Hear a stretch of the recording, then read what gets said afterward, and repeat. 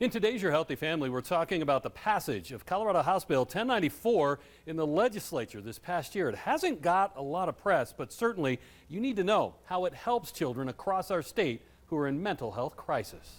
It's a massive deal for the legislature to put their stake in the ground and remain committed to providing services for this population in particular is a significant commitment.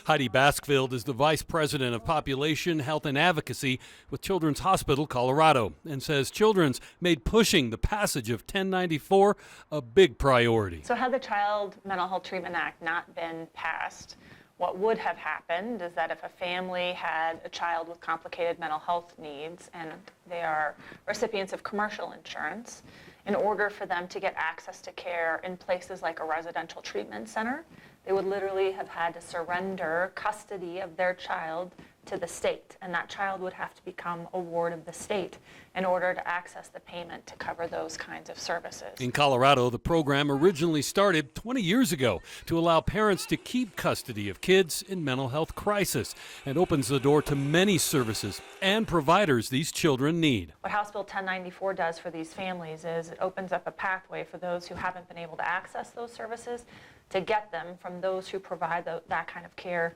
here in the community. So that could be an Aspen Point, that could be Cedar Springs, it could be a combination of Peak Vista and Aspen Point. So it just depends on the need of the child and what the screening shows for where they go to get that care. The bill also works to ensure there are enough resources to meet this critical and growing need in our state. The other thing it does is it created a secondary set of bills that raise the rate for providers to be able to be paid to provide these services.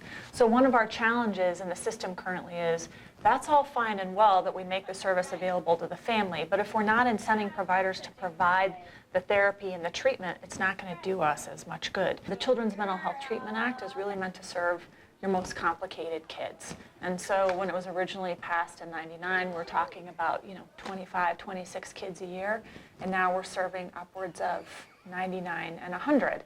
And again, most complicated kids, but if we're not adequately serving the most complicated, the most vulnerable, what does that say to other kids and other families who have less complicated needs, who need to just access basic resources in places as simple as their school? For Your Healthy Family, I'm Ira Cronin. For more health stories, head to yourhealthyfamily.com.